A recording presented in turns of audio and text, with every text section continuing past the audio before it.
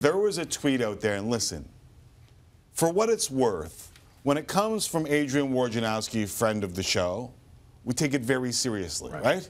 When it comes from Shams Charania, friend of the show, we take it very seriously. When it comes from Chris Haynes, friend of the show, we take it very. Dave McMenamin, we can throw in there. Mark Stein. There are a few guys in and around the NBA where when something comes out, you take it very, very seriously. Something came out earlier today that you and I had no idea how to take, but it involved a trade between the Raptors and the Memphis Grizzlies and some pretty damn big names, and I have no idea what to make of it, other than I don't think it's ever going to happen.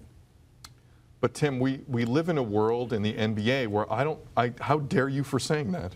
How dare I? This is fantasy land in the NBA. It is Anthony Davis is trying to call his own shot. LeBron's the commissioner. Yeah. The Knicks just trade Kristaps like it's nothing, and the Celtics are whispering sweet nothings in New Orleans' ear, saying we can't trade for Anthony Davis now, but just trust us. We have a lot of picks, and Jason Tatum. We'll deal with you later. Possibilities are endless All right, in the some NBA people right haven't heard this, so I'll just read it. Later. Jake Fisher has a blue check mark.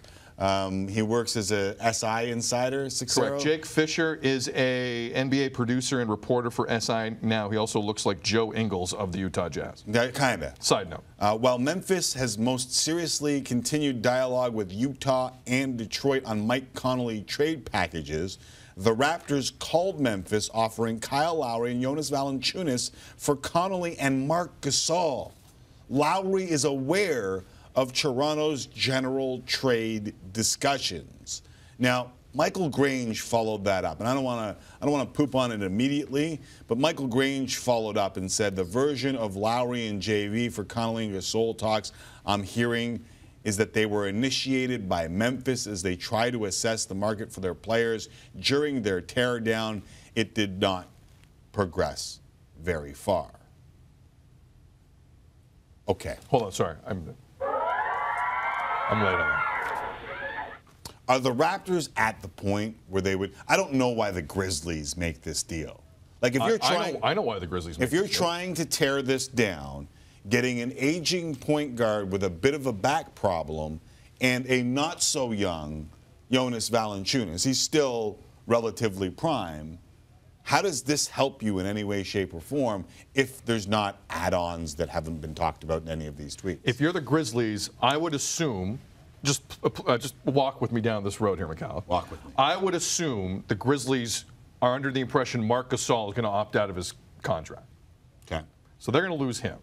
They need something back. I know why they're trading Conley and Gasol. Yeah. That's almost a foregone conclusion. But why would you take back an aging point guard, someone older than the point guard that you are already tearing down with? Because Conley is off your books in 2 years and Lowry's off your books in 1, and they're basically making the same money. You get $30 million of cap space a year earlier.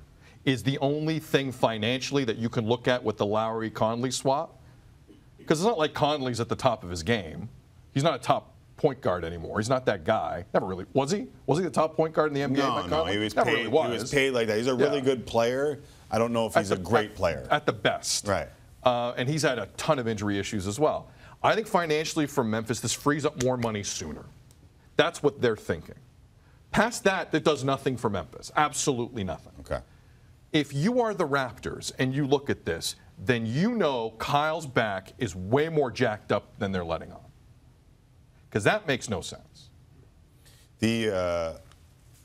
I think the conclusions that you draw, if in fact you believe Jake Fisher and his Lowry is aware of Toronto's general trade discussions, is that one, his back is jacked up, and they feel like this is a pressing need because, of course, you have to win now.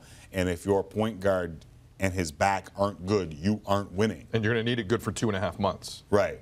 8-4 without Lowry, 11-3 without Leonard this season. I don't know how good you are without Kyle Lowry. You are going to need a better replacement right now than Fred VanVleet and Belon. Marc Gasol gives you something a little extra as well. Marc Gasol's not the best big man in the league. Marc Gasol can't step back and hit a bunch of threes like other bigs in this league. Yeah. He's not built that way either. But it gives the Raptors a different dimension. Look, you know what this all tells me, big picture, is the Raptors obviously can't wait. Like, you're right. This is about now. This is about this moment in time in Raptors history. If they're going to go into the postseason with Kawhi, they can't have their second best player not close to 100%. That is unacceptable for what Masai's trying to do here. And I believe between now and Thursday, can you forecast out a back injury for the rest of the season? It's tough. It's tough. Yeah. But this song and dance has been going on for a while, since before Christmas. And if the Raptors feel it is serious enough and a team is willing to look at Kyle as strictly cap space in a year from now, do you not do it? Like, would the fan base be upset if they traded Kyle Lowry? Let's lay it on the table here. Would Raptor fans be upset if you traded Kyle Lowry for 2 healthier pieces? I don't know.